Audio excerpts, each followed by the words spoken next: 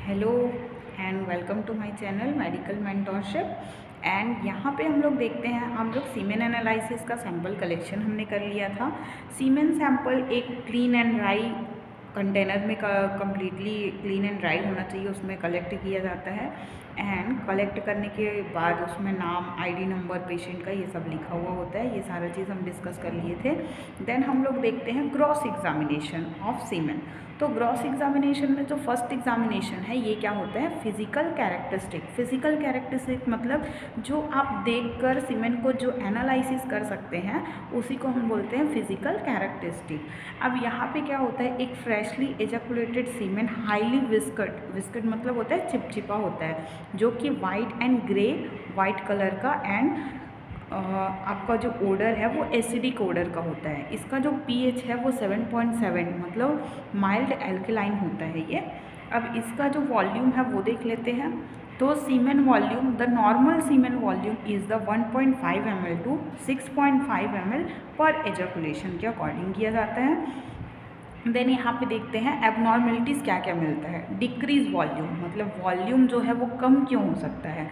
Poor penetration of the cervical mucus and increase कब हो सकता है, इंक्रीज वॉल्यूम हो सकता है causes reduced sperm count associated with the infertility, infertility की कंडीशन में भी।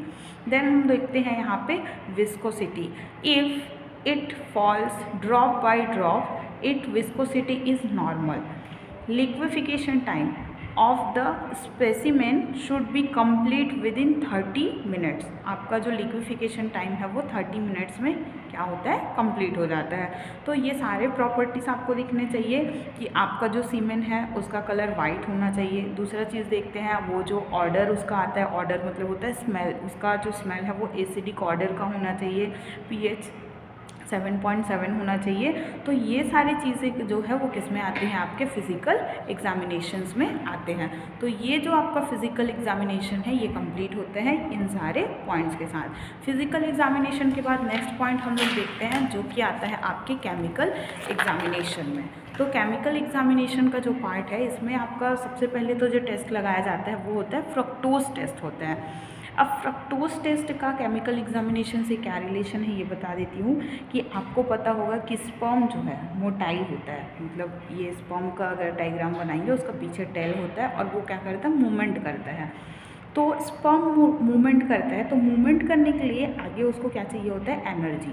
तो उसको जो एनर्जी है वो कौन प्रोवाइड करता है, उसका फ्रुक्टोज ही प्रोवाइड करता है। अगर किसी का फ्रुक्टोज लेवल डाउन होगा सीमेन में तो आपका जो स्पर्म है उसका मोटिलिटी क्या हो जाएगा, स्लो हो जाएगा, कम हो जाएगा।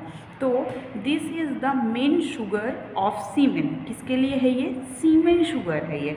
And reduce level of seminal fructose correspond well with the diminished androgen deficiency. ये क्यों हो सकता है, आपके एंड्रोजन डिफिशियंसी की वजह से। Essential for normal sperm motility, किसके लिए एसेंशियल है ये, स्पर्म मोटिलिटी मतलब स्पर्म के मूवमेंट के लिए एसेंशियल होता है।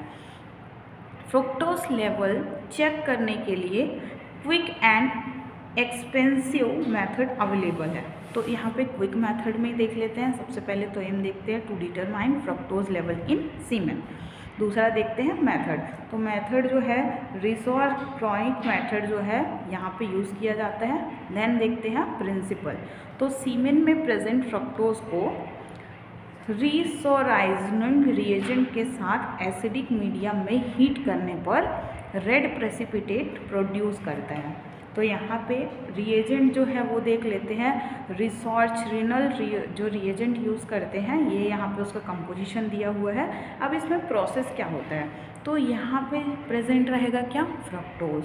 फ्रक्टोज को यहाँ पे क्या किया जा रहा है, हीट किया जा रहा है। कौन सी मीडियम में, हीट एसिडिक मीडियम में। तो जब एसिडिक मीडियम में हीट किया जा रहा है तो ये जो मीडियम है वो कौन प्रोवाइड कर रहा है, आपका ये रिएजेंट प्रोवाइड करता है।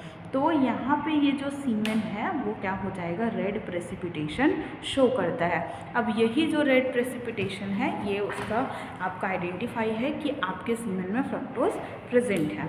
अब जितना ज़्यादा कलर डेवलप करेगा उतना ज़्यादा क्वांटिटी में फ्रक्टोज क्या होता है, प्रेजेंट होता है।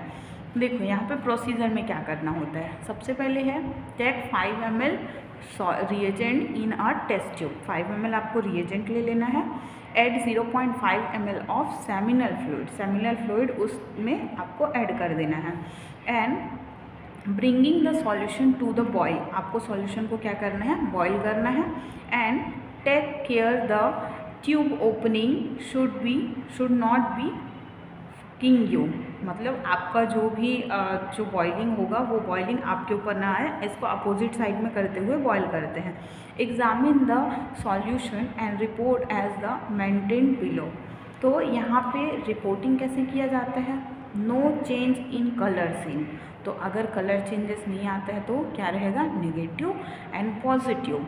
तो अगर red coloured precipitate forms with in 30 second में अगर रेड कलर का प्रेसिपिटेट फॉर्म करता है तो आपका जो फ्रुक्टोज है वो टेस्ट क्या रहेगा, पॉजिटिव रहेगा। तो ये आपका जो फिजिकल एनालिसिस था एंड केमिकल एनालिसिस था, ये दोनों ही एनालिसिस इसमें क्या होता है, कंप्लीट होता है। And thank you for watching. अगर आपको नोट्स इसकी रिक्वायर्ड होगी तो आप नोट्स के लिए मुझे कमेंट कर सकते हैं। Thank you.